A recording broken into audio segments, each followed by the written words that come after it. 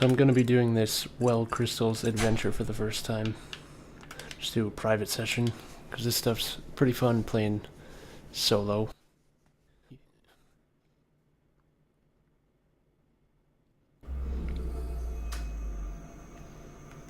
You have reached the village of Vokar and rescued the village elder.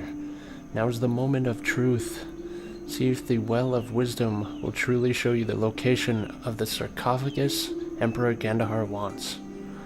Or if its power is truly just a myth. Okay, I'll do that. Put that away, sir. Okay. Guards really don't like it when you draw your weapon in town.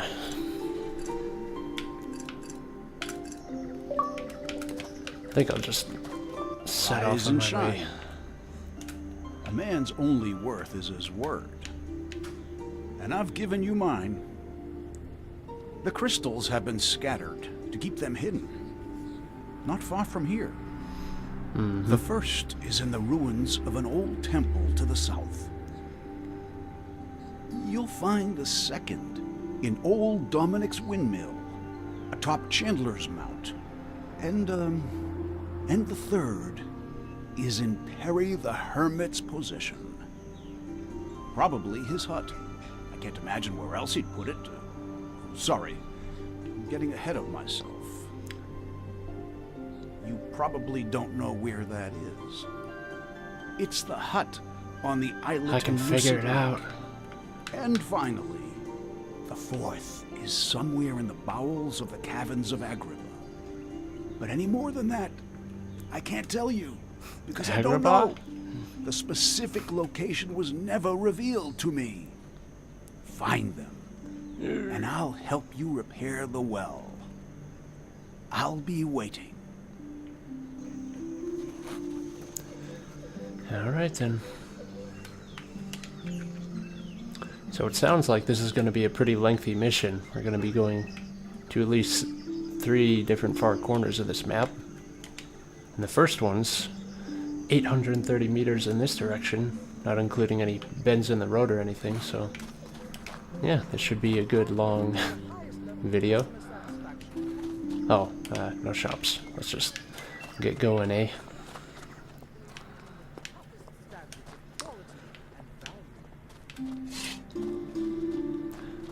So, anybody who hasn't played the Two Worlds multiplayer component yet, it's pretty similar to the way the single player works. All the mechanics and the skills and weapons and items and everything are the same, but you actually have some choice in character creation.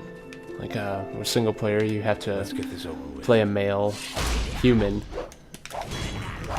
so that the voice acting all matches up or whatever. But in multiplayer, I was given the choice to play... what are the choices? You got humans, elves, dwarves, half-elves, and half-orcs.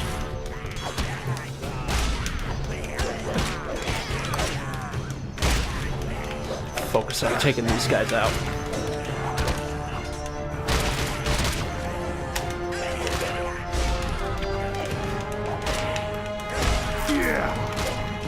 Wow.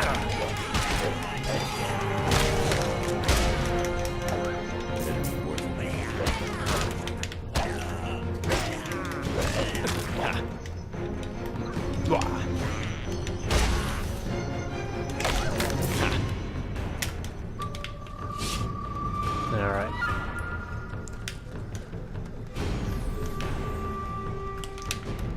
So what was I saying? Yeah, in the multiplayer, you've got a little bit of choice for what you make and the way that they encourage you to play.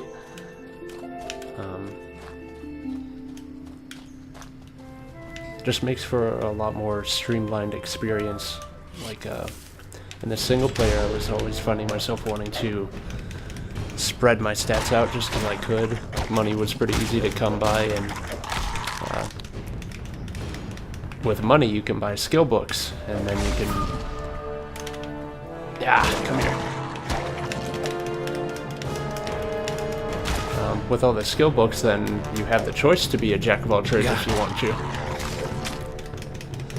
And I would advise people against that mentality, just because you're kind of spreading yourself thin. I mean, it's fun to have everything at your disposal. Did I forget to loot? No. But, by spreading your points between all three of the offensive stats, like, let me show you. You got your endurance, which every class should pump up kind of equally with their main stat, I would say, just to make sure you have a good health pool, and so you can carry more. But then the other three are pretty self-explanatory. If you're going to be a... let me move my chair here a bit. If you're going to be a melee character, then you want to buff your strength. You'll be over here at your warrior skills and getting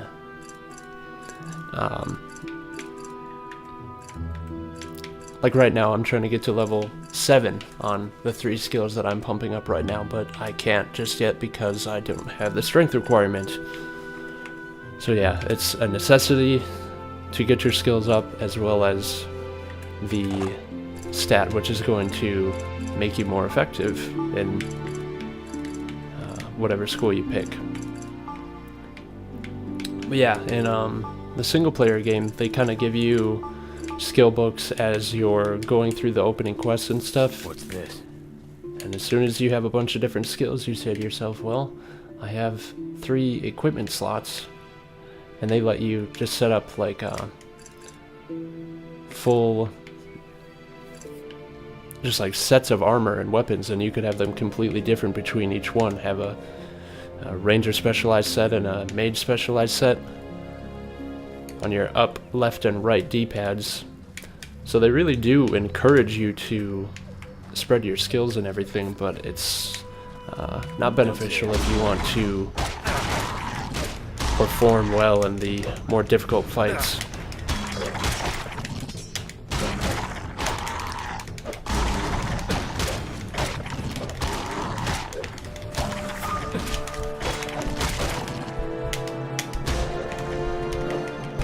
Wow.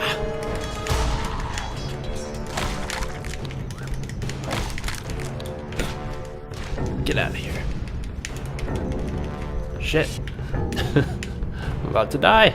Oh god, I'm gonna die. If you have your weapon put away, then you can regenerate health. And there's a skill tied to that that I have pretty much maxed out, or as high as I can have it for the level character that I have. And that helps greatly, as you can see. My health just... I don't know what that guy's doing. My health went right back up to full, just giving me time to retreat.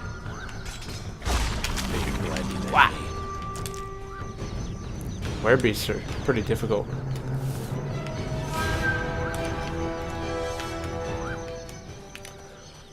So what was I saying? Just drawing comparisons between the single player and the multiplayer. But yeah, so far I haven't been able to accumulate a heck of a lot of gold so far, and everything that I do make gets spent pretty quickly just buying armor and weapon upgrades, because stuff has been pretty difficult so far. Like, if you're playing by yourself, I don't know if the difficulty scales when you have multiple people in the game, but playing alone, there are some segments in even the first and second missions that are pretty difficult, and I'm glad that I had the know-how to just boost one skill, or boost one school of skills.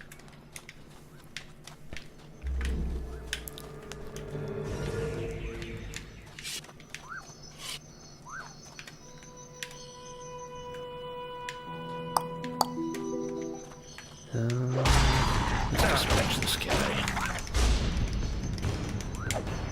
Come here.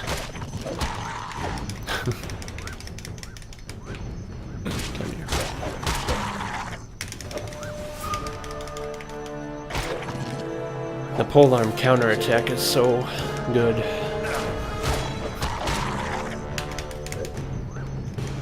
Get like 3 or 4 attacks in a whirlwind pattern like that.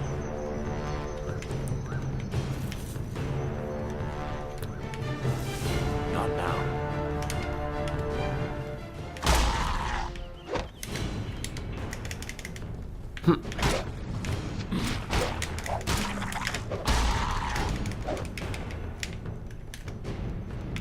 Werebeasts like to just come at you once, fall back, attack again. Pretty predictable, but they're also pretty strong.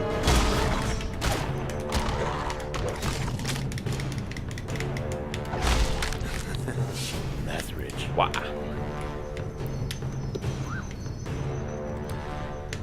So I think this mission that I'm on right now is level 4 or 5 in the multiplayer. And level 15. When you create a character, they also ask you, besides a race and gender, to pick like a specialization, which, you know, everybody starts out with the same stats, but it dictates what skills you start with. And when money's hard to come by and skill books aren't dropped anymore, they're all bought, or at least I haven't found any yet. And that's a pretty big deal. And I went with one-handed specialization, but here I am using polearm. And there is a polearm setup that I could have started with, but it's all good. My secondary setup is, let's see here. My right D-pad is my primary setup. I've got this polearm, but then if I'm coming up against something that has slashing resistance, then I will switch to left D-pad. And that's my one-handed mace, my hammer, and then I'll pull out my torch when I'm using that so that I can use my flame strike ability. Attack with the torch there.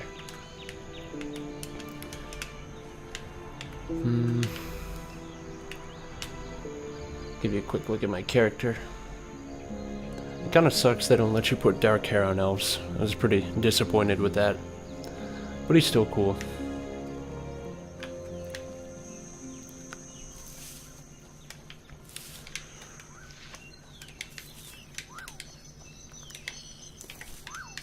Even though I could be running along the path right now, why would I when I can go in the fields like this and be picking up herbs and stuff all along the way? Ooh, here we go. Don't say I didn't warn you. Ooh, orcs. Actually never fight orcs in the single player, since you come to find out that they're actually your allies. Ooh. Get out of the fire! Holy crap. Fall back. Oh my god, no. What the hell are these things? God, I haven't fought these before either. Little tree people. God, I gotta go get these mages.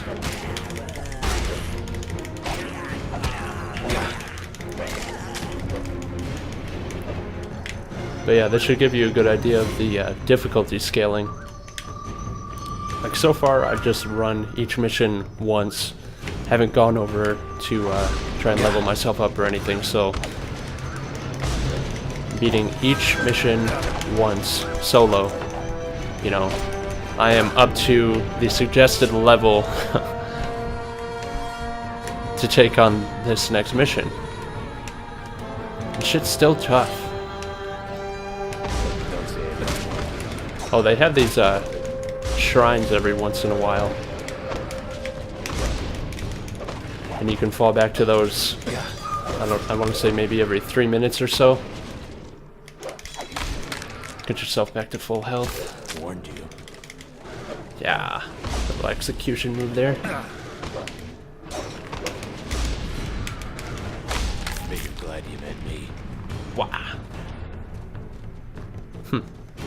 That's cool to see new units like that.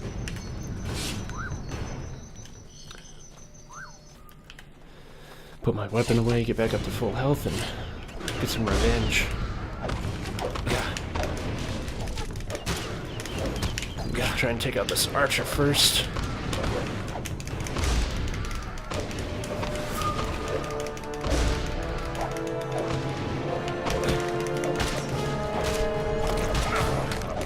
Jeez, I'm dying. Oh.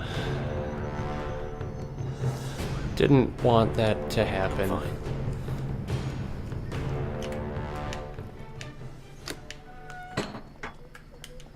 It's tough to use potions while you're in combat because they won't let you drink one until you're like completely at a standstill. You can't be blocking or finishing an attack or anything like that. I was trying to use one there, but it didn't work. Hey. Hit. Grab this endurance shrine before I head back out.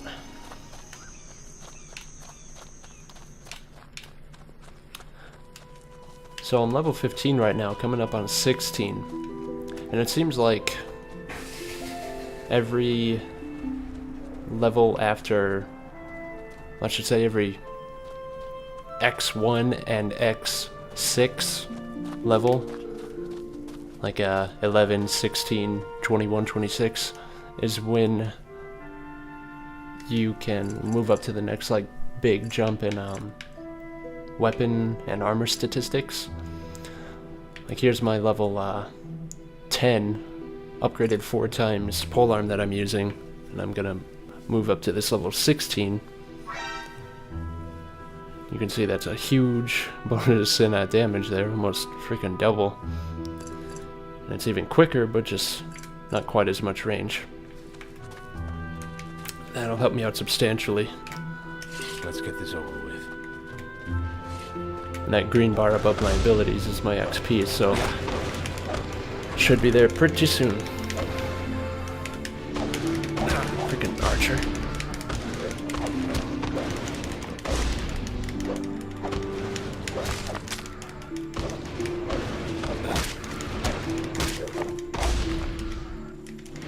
Jeez, dying again. I think it's that spear guy. Once he gets a hold of me, health freaking drops quick.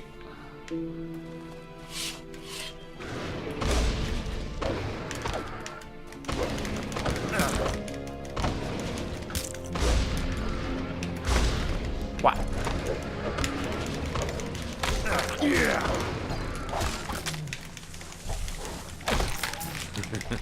Execution. Hey. Haha. Probably 1 or 2 more kills and I'll be leveled up.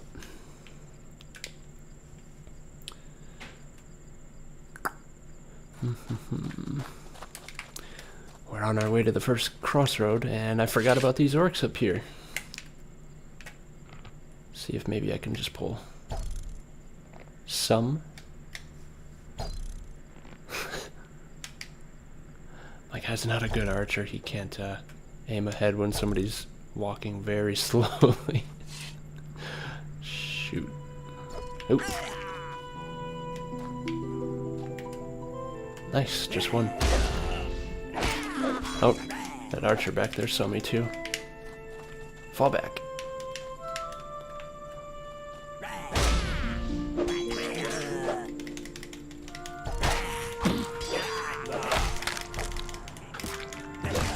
Ah, you're done. Level up.